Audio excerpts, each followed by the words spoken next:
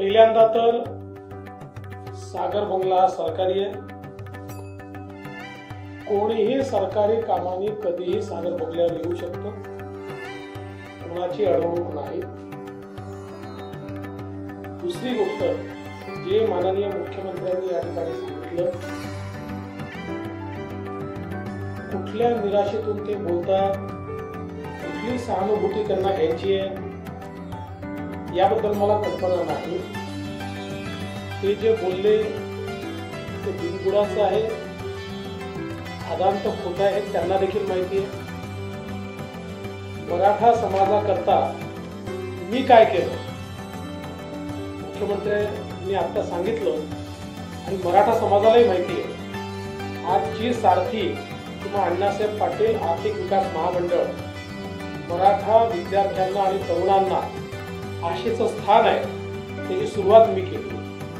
त्याच्या सगळ्या योजनांची सुरुवात मी केली आहे आणि त्याच्यानंतर माननीय मुख्यमंत्री महोदयांनी त्या सगळ्या योजना अधिक सुदृढ केल्या आहेत, त्या योजनांमध्ये वाढ केलेली आहे। मराठा आरक्षण मी हायकोर्टात देखील टिकवलं, जोपर्यंत मी मुख्यमंत्री होतो सुप्रीम कोर्टात देखील टिकवलं। माझं मुख्यमंत्रीपद गेल्यानंतर जे मुख्यमंत्री आले होते आणि त्यांच्यासोबत जे काही ज्यांना जबाबदाऱ्या दिल्या होत्या, जे काही असेल, पण ते सुप्रीम कोर्टामध्ये ते मुख्यमंत्री हे आरक्षण टिकवू शकले नाहीत, हे देखील आपण सगळ्यांनी स्पष्टपणे बघितलेलं आहे। त्यामुळे कुणाच्या म्हणण्याने मराठा समाज त्या गोष्टीवर विश्वास ठेवेल असं मानणाऱ्यांपैकी मी नाही।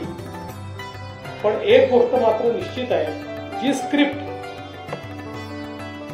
आतापर्यंत उद्धव ठाकरे बोलत होते, ज्या स्क्रिप्टवर पवार साहेब बोलत होते, नेमक्या तशाच स्क्रिप्टवर तेच विषय जरांगेंनी का मांडावे असा माझ्यासमोर प्रश्न आहे।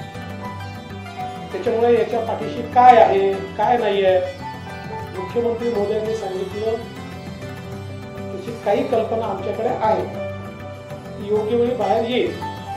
तुर्तस एवढंच आहे, कायदा सुव्यवस्था न बिघडवता कोणी आंदोलन केलं तरी आमची हरकत नाही, पण कायदा आणि सुव्यवस्थेचं पालन होणार नसेल तर पोलिसांना योग्य कारवाई ही करावीच लागेल।